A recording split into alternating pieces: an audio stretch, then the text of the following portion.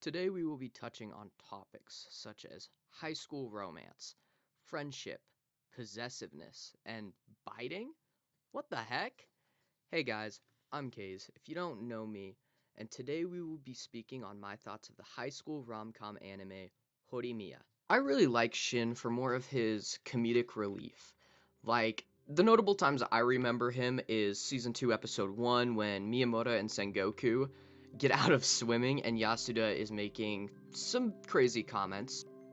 Always and forever, I will question the ones who let you teach. I'm pretty intelligent, and I like high school girls. Press this man! Hey. Or I even recall in Season 2, Episode 9, when he brings up checking Sengoku and Hori for love bites. You know, I do have other ways of figuring out if you were getting frisky. Hori! Take off all your clothes right now! What sort of situation did I stumble upon? Oh, hello, Mr. Rajima. Thank goodness you're here. Check Sengoku for love bites while I check Hori. I don't think he should probably be a teacher with the way he acts. And the way he was introduced as a character was definitely interesting in episode 1. But I would say it's a solid 7 out of 10 character for me. Still a decent character.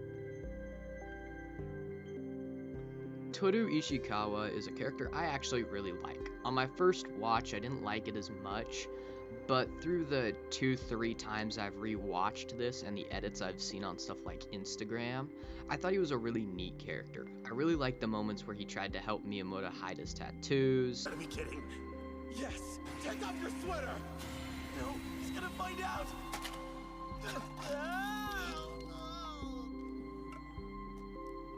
Are you alright?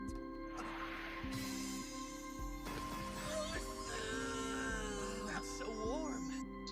I also feel like a lot of the funny scenes came from having Toru on screen with other people. Especially, the blonde-haired girl. Shu Iota is a character I feel in the middle about. Not overall that I don't like the character, but he's more of a forgettable one for me. I enjoy the parallel of his attitude versus at home when he seems kind of gloomy and unsocial with his little sister is shown. But at school, he's a super energetic guy that expresses himself very expressionatively, is how I'll put it. The most memorable moment I have for him is when he's standing against his little sister with the sword while her crush is over. I mean it! Step one foot in there and I'll run away from home! Stay in your room! My present shouldn't even matter if you're not up to anything, so save it! You're just disappointing me! Don't play the concern-loving brother card while you're holding me at sword point! Want me to drop my sword? Then you drop yours first! Deal? Sorry to interrupt. Kyosuke is a peak character and you cannot convince me otherwise. If I'm being completely honest, I really like Kyosuke as a character and as Hori's father. The only time I didn't really like him was when he was alluded to being a deadbeat in the beginning, kind of. That's how it came off to me, with him not being around. I thought it was the mom that was working for everything. But I strive to be as funny as Kyosuke if I become a dad, because he's just a peak dad, unless you're Hori, who is dead set on hating him. Honestly, any scene that he was in made it go from a good scene to an amazing scene. I really liked the watching horror flicks with Hori and Miyamoto, where he was saying stuff like, "What, did you two get hot and heavy when I left? Am I a third wheel?" Yes. I suddenly have the strong urge to reenact that last scene from the movie. Miyamoto, please save me! We're gonna marathon the entire trilogy. No bathroom breaks. I really liked that. I also find it really funny when he revealed that he and Takadu Sengoku, or Sengoku's dad as other people knew each other in high school. But why did he call you Koyanagi? Oh, that's my mom's maiden name. My parents went to the same high school as Sengoku's dad, so they've known each other for like ever. I wonder what they were like back then. That episode has one of the most memorable moments for me, which will come up later in the video, is when Kyosuke is talking about his high school years, and Takadu mentions that Kyosuke sneezed during his farewell speech the same exact way that on the graduation episode Miyamoto sneezes during Kakadu's farewell speech. More of Kyosuke will be touched on in future relationships category because he incorporates a lot from Miyamoto in my eyes and how they work as characters. I have mixed feelings about Remi Ayasaki. At first, I didn't really like her character as much because of how she talked. Hear that? Miyamoto's cheering his heart out for Remy to win. She gave me more of that Kaide vibe from the Rascal show. But the more I watched, the more I kinda liked her character. Through the moments of her explaining why she likes Sengoku, and even the backstory of them made the character a little bit better. But I won't forgive her for saying she'll make Miyamoto hers in the first couple of episodes. Kakadu Sengoku is just Kakadu Sengoku to me, I guess. He's very interesting. I like the parallel of him and Miyamoto both not wanting to shed a little clothing, but for completely different reasons. To be completely honest, I kind of forget about this character when I think of this anime, and if I do remember him, it's either for the pool episode or with Miyamoto when he's with his dad in the Hori household. If I had to recollect one more moment, it would be during the sports festival episode when Miyamoto and Kakadu were going against each other, and Kakadu failed miserably against Miyamoto. Yuki is the character that I brought up earlier that I couldn't remember her name, especially the blonde hair girl. As of writing this, it was actually really hard for me to think of how to describe her. I think what makes me remember her the most is her sister describing how she acts and her issues of not ever actually aftergoing what she wants. I also thought it was really funny how she was fake dating Toru for some time to not date Yanagi. I also kind of forgot that Yanagi existed, so I don't think he's in this video very much. I think you guys just got the one mention that I have of Yanagi in my script, actually. Miyamoto is my spirit animal. I really like how he is portrayed with his character development when he goes throughout the entire show. I also really liked how he was more open with Hori each episode as their relationship progressed. And I kind of just like the unsocial, I wouldn't say tweaking, anxious characters in the beginning of the show and not socially interactive. But I really liked his character design in the beginning. I liked the long hair. Kyoko Hori is another peak character in my book. I really like the personality that she's given and how she acts around certain people. I also really like just the parallelism of her being somewhat popular compared to Miyamoto being kind of an outcast. I also like how she inherits a lot of things from her mom, as Kyosuke says in the later episodes. I think it was actually in season 2 that he brings this up. Oh my gosh. What is it? You remember? No, but for some strange reason, my cheek just started hurting a lot more. I didn't realize you would go past on the aftershock effect too. Like the aftershock ability and how abuse is always her way of showing love. I find it really funny. The only thing I don't find funny about this character is her haircut at the end of the show, but we will talk about that once we get a little further down the line of the video. Ku and Remy is somewhat interesting. I find it funny how Remy likes Sengoku for who he is. For the life of me, I can't remember why Sengoku likes Remy back. Maybe it was the books scene or something like that. I also found the time that they couldn't decide whose house to go to for Christmas very funny, because Sengoku doesn't like Remy's house due to bugs hanging on her walls, which, in my opinion, is kinda creepy, and I don't know if I'd overly like having a significant other that did that as well. I can also remember the pool episode where Sengoku wanted his flip-flops because the tiles were like, you know what it's like as a child, standing on the pool tiles or even your back deck and it being super hot on your feet. That's what it was for him. And Sengoku wanted his flip-flops back so his feet weren't burning, but Remy didn't want to give them back. Other than that, there's not much that I remember out of this relationship. Miyamoto and Hori's relationship has a lot for me to say because I actually really like this relationship and I remember a lot of this one. Probably too much that I'm not going to go over here.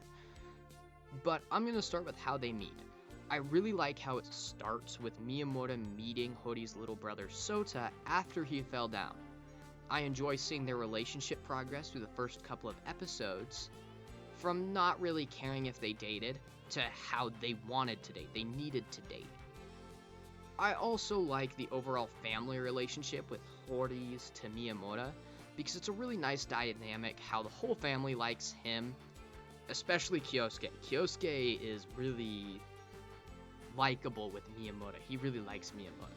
But we'll talk about that next. Throughout the entire show, I think this is my favorite relationship in the show, and I think it shows why. Speaking of Kyosuke and Miyamoto, this is probably my second favorite relationship and my first favorite friendship. I really like how Kyosuke shows up unannounced, and the audience is led to think it's some sort of significant other to Hori for the first couple of moments he's on screen. Then it's revealed it's just her dad. As these two talk more, I really like the parallel that is shown that they are pretty much identical in high school besides their popularity. I see that Kyosuke could be a little more of a popular person, unlike Miyamoto, unless it's the time that he cut his hair. I really like the sneezing scene, and honestly, any scene that has these two together just made me laugh overall or made me smile. Even if it was like the tattoo scene where Miyamoto says, Please don't freak out. I can explain everything. And no, they're not Yakuza tattoos, I swear. Oh, right. or the horror flicks scene where they're both scared out of their life about it. Or when they're even talking about the past and just recollecting over Kyosuke's past in high school and how he met Hori's mother. I found the relationship between Kyosuke and Takadu, or Sengoku's father, as a lot of people remember him by, really funny. After my rewatch of Season 1 and Season 2, I thought it was really funny the way these two bickered like high schoolers when they were both adults at the time, and Miyamoto even says this is what it comes out to be. I like the whole aspect of the Sengokus being at mercy of the Horis.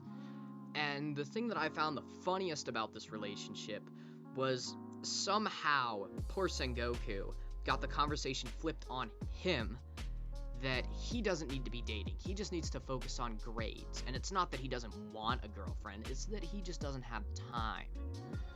And that whole interaction just made it that much harder to tell his dad that he was dating Remy when he was planning on doing it around Christmas time, if I remember correctly.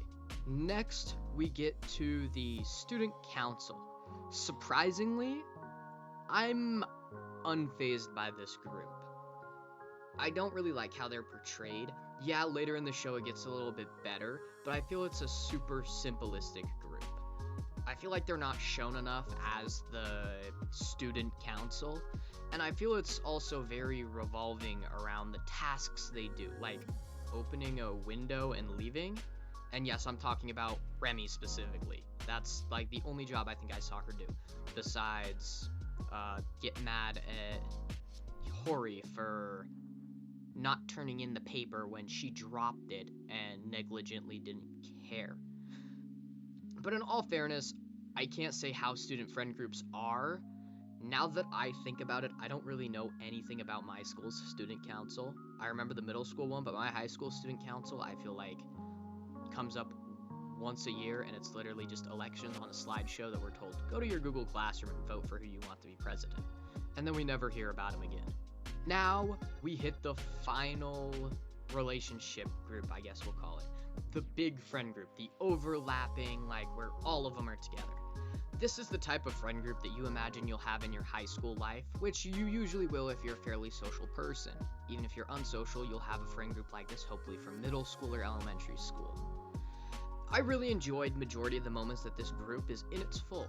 Yeah, individually, I don't care about some of the characters as much, but in the big group, it feels like they have their own piece in it, and if one of them is gone, it's a pretty big missing piece. Hey, don't boo me. Sorry, I just had to make some sort of pun or joke just to end this segment of the video.